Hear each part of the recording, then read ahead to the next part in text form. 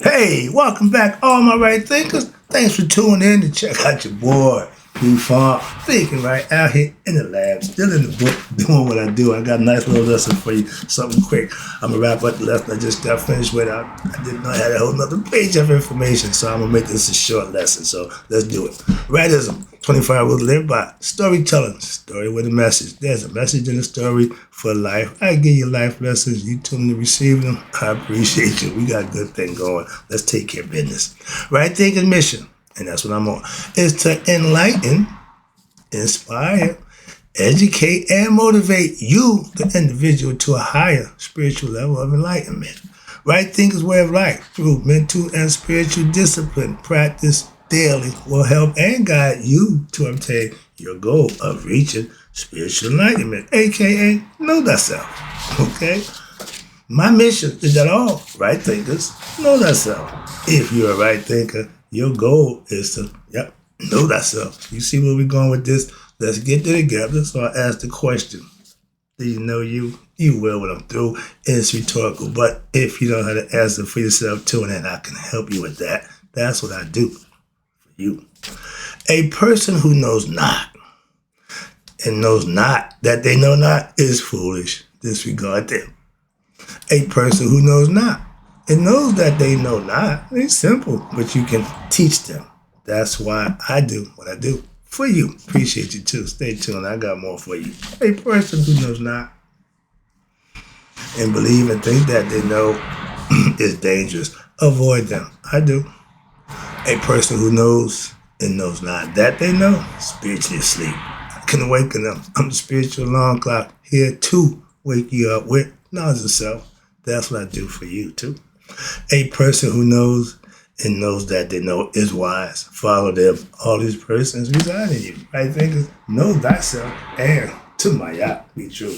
I'm gonna wrap this lesson up with right thinkers. Let's talk about God and the breakdown of the concept of God, aka he was called the Unmanifested Supreme Being. And I'm gonna break it down, all his forms of concepts of God. Let's break it down for you. See if I can get this across to you. In ancient times, they had the concept of what we call the unmanifest supreme self. And it was termed as follows. These are the names. Okay. This little quick breakdown. This is one page of information. I'm going to try to break it down for you, give it some meaning, give it purpose so you can understand it. Let's go. That's my purpose for this page right now. First of all, we call the supreme being Pa Netta.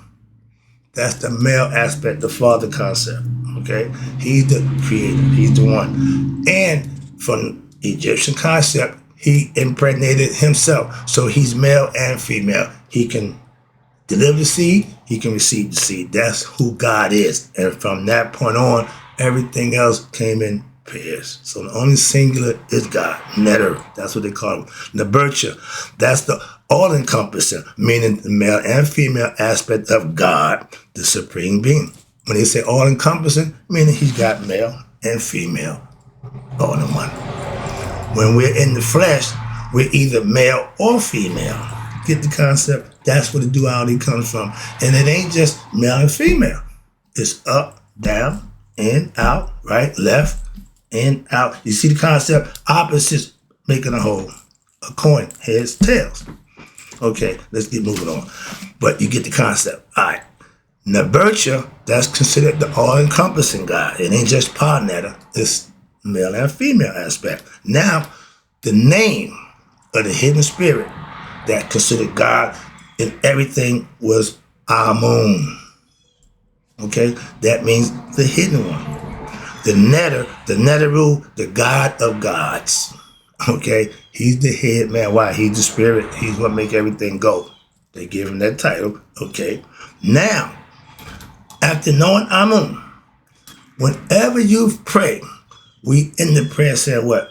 Amen. That's giving praise to Amun, the hidden one. And God is hidden. God's not visible. You can't lay eyes on God. You can observe his creation, his manifestation. But God, no, is a spirit. Come on, man. Just stop.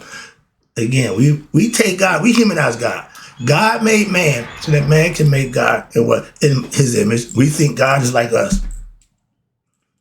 Moving on. If you got knowledge and understanding, you'll get the concept. Let's go. But my God, right there, I look like him. I'm in his image. See? My son, he look like me. Get the concept? You don't need no far off God. No, just make up a God. No, use your parents. You got a male, you got a female. All encompassing. That's how you got here. You can't do it by himself. She can't make you by herself. He can't make you by himself. They had to come together. That's why I got a problem with this single parenting. That's not normal. Another lesson, but that's what pisses me off. If it take two to make it, it should take two to raise it. We should make that an amendment. How about write that one? Make that a law.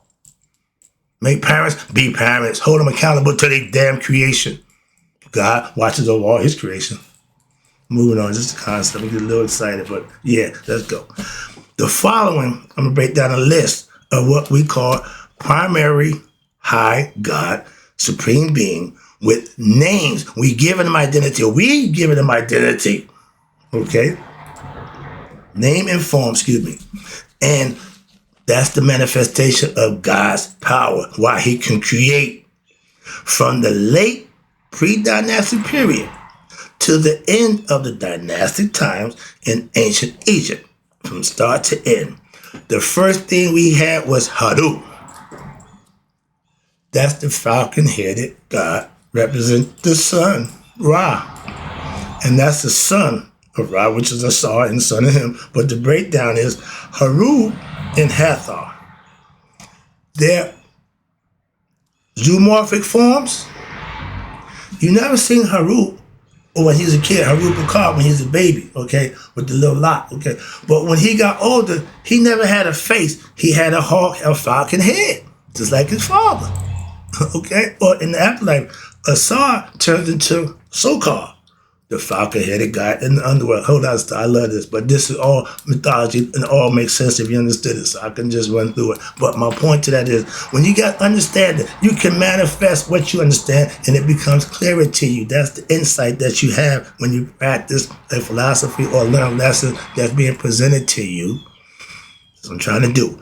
And the hawk, falcon-headed God, and Hathor, God's daughter, in zoomorphic form, she represented by the cow. Okay? When God was on earth, when he decided to go up to heaven, he said, Hathor, take me up out of here. Okay? And he got on her back, and the cow flew up to heaven. The cow jumped over the moon. And our nursery rhymes, they got insight. And why you put them to the kid? The kid ain't going to understand that philosophy. A kid ain't going to get that allegory. But they just threw it in your face knowing that you'll never get it. And you go back and look at the cartoons now, you be like, oh, you see a whole bunch of stuff. You hear that, oh, that's messed up. A lot of racist stuff too. Bugs Bunny was shooting Indians. 1 little, 2 little, 3 little Indians. He marking them up. He shot a black man. He said, oh, wrong one. So they knew they had black Indians. Maybe it's just me, but I recognize stuff like that. Remember, I'm a subliminal guy. I like the esoteric meaning. I don't look at the straight stuff. No, I want to look at the in between. Let me know the plot. Let me know the theme. But that's just me. All right. Next one, we got Ra Harati. Okay. That's Ra. You never see him without what? His falcon head and the sun disc over his head with the Uraeus, the serpent on it. Okay, the serpent is to protect, and the serpent is the Ujah, the eye, the Iraq, all that serpent power, but that's what it represents. Serpent from Egypt was good. Christians made the serpent bad. We understood who the serpent was and what he did. But Ra Harati, that's the Sphinx. In the tradition, you got the hawk-headed human man. Ra was never seen as a man, always the falcon-headed God. That represents the sun, and that was symbolizing. So when they see that, they knew that. Moving on. Amun-Ra. The combination of hidden and seen. Gods coming together. So watch this. Transition. In the early form, when you see Amun is the ram-headed God. Aries is the first star of the zodiac sign. Trust me, all this ties in. It's all symbolic and it all ties in. That's the beauty part. When you start learning a little, I got all the connections. Now I can actually connect the dots and see the big picture. That's the beautiful thing. Like they do in the stars. They connect the stars and zodiac and see the picture. Been doing it forever. I do it in my mind all the time. Watch this. Now let's deal with where we at now. Amun Ra. They took the hidden and the visible and they gave him identity. Ra. Amun is the ram-headed god, representing Aries. Okay? If you know the zodiac, you know he's the head. Okay, simple as that. And you know anything about the inner work of the body, the cerebrum right here. That's where Amun is. And he represented by the sun, the moon, and the sun disk. In the later dynastic form, you see him as human. Okay? The Amun, you see him, he's a cool guy. Looks smooth and sharp, but that's him, his regalia. But Ra, you see him either at the sun disk or the falcon-headed man, human being. Okay, with the Uranus. That's how and everybody knew that. Now, Ptah. I'm doing them in the book now with Ptah, the African religion concept. And we deal with philosophy of Ptah being the god, the supreme god, other than Ra. All right, but Ptah's wife is Sekhmet. I just did the serpent lessons. Serpent power. Sekhmet represents serpent power. So you have physical form, God in the flesh, along with the spirit, serpent power, the female force, prana coming together, and together they make Nefertim, the beautiful one. Everything is aspects that come together to make something else, okay? And the only thing that come together is opposites. Male and male ain't gonna do nothing. Female, you get nothing. That's just nature. It ain't got nothing to do with me and how I feel about my section. I ain't got nothing to do with that nonsense. I'm just making facts. What you do behind closed doors is your personal business.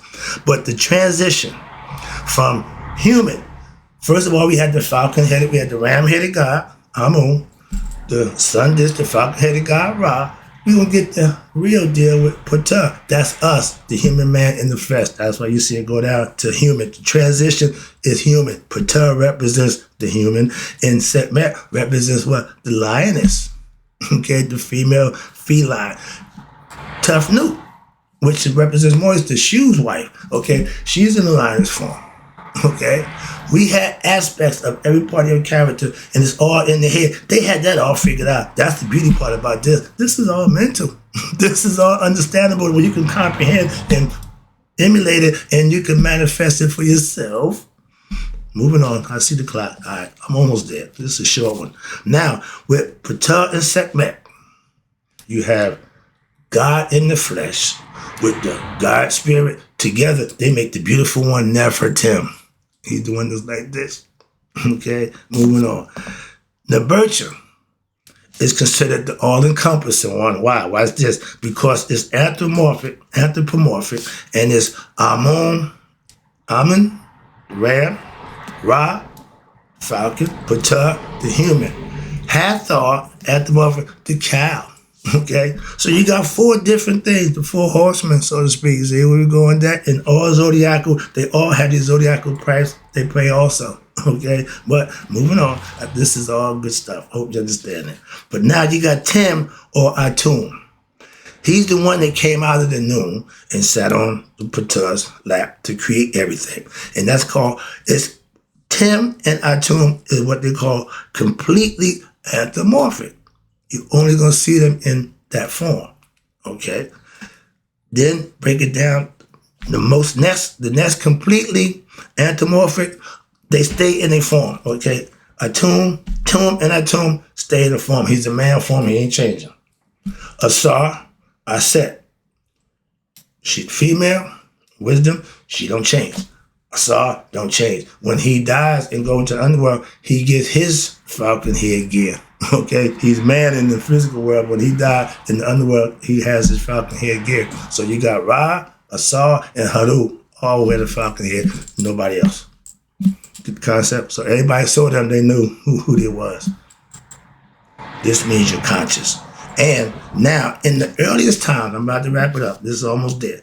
In the earliest times, you got the concept of God out of Egypt, the mythology. It was presented into basic forms. There we go. With name and form. And then without name and form.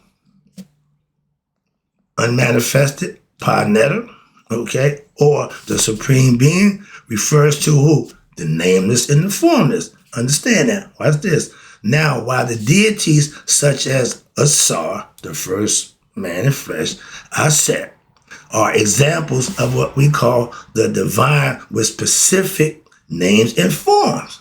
Asar, the spirit in man. Aset is the intuitive wisdom, nature in man. These are all aspects of you.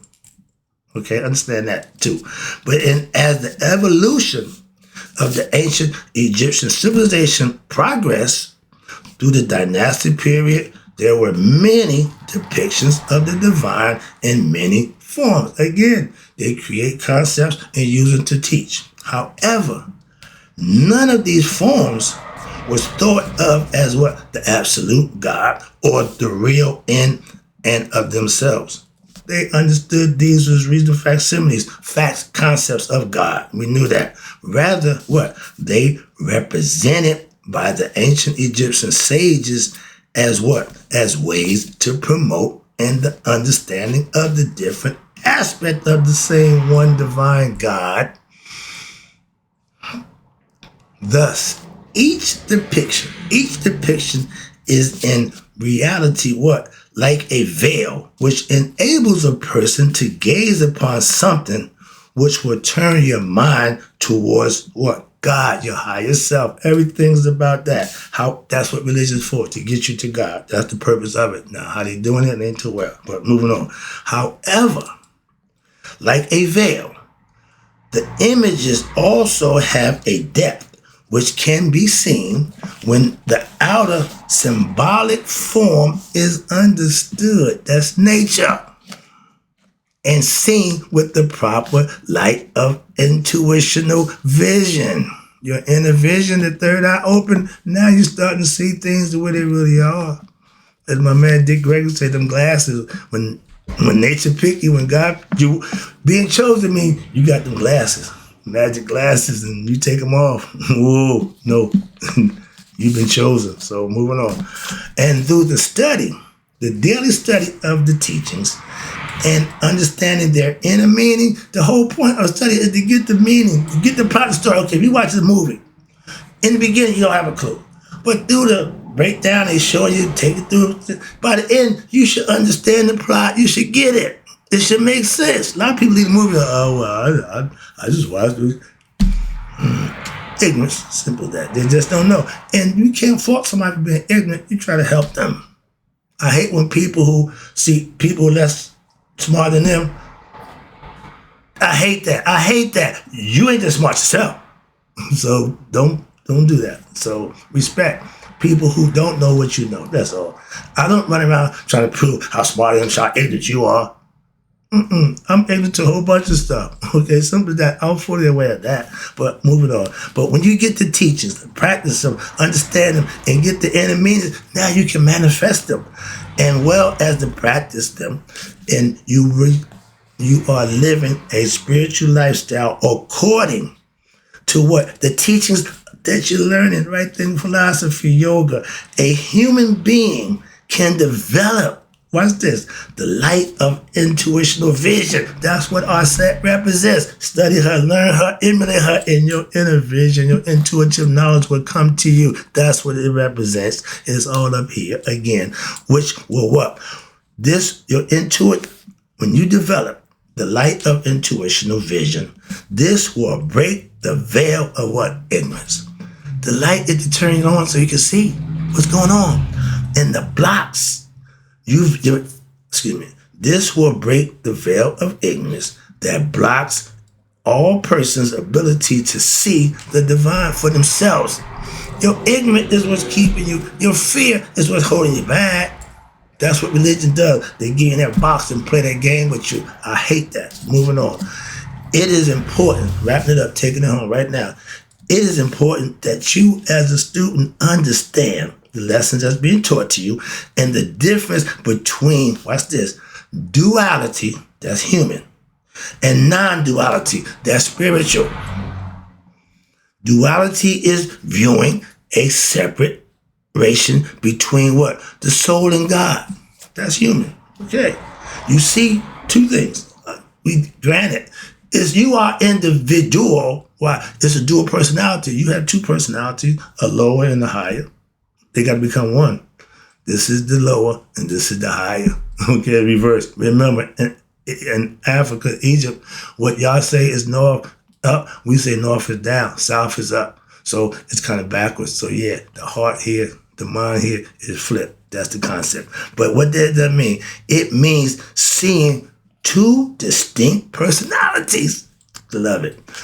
And non-duality is what? This is the kicker right here. This is the separation between God and anything else. Non-duality is the recognition that in reality, there is no separation between what? The human heart, God, okay, and God. They are one. You got to figure that out. Indeed, they are one and the same. I don't make it up. I just practice it. And because I know it, I can talk to you unless I'm knowing this. And this is the spiritual realization that comes from spiritual enlightenment. Comes with it. When you learn it, you become what? Enlightened to you, your spirit self. That's God. Wrapping it up. In ancient Egypt, we had the symbols. And the symbols for the soul and God were the same.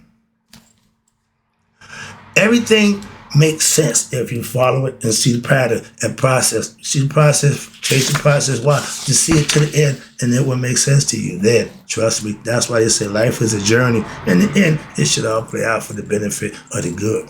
I talked to my spiritual advisor. She said when she sit down and meditate and look back over her life, it brings tears to her eyes.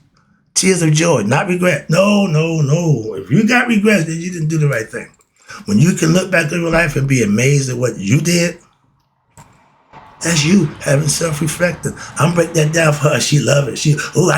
There you go. So we have good conversation. I listen to her and I educate, enlighten her to what she's already done. And she's comfortable. Now you can't tell her she's Maya. And that is my Maya. When you got spiritual knowledge, you become one with your higher self. You can be whatever you want to be. That's the lesson. I hope you understood it. Next lesson we going to what?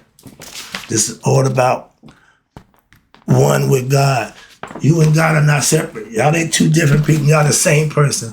That's my concept. That's my lesson. That's what I'm teaching. Hope you got it. And in closing, right thinkers, may you all live to be 100. Me, 100 miles a day. So I never want to know that my right thinkers will pass away. I'm out.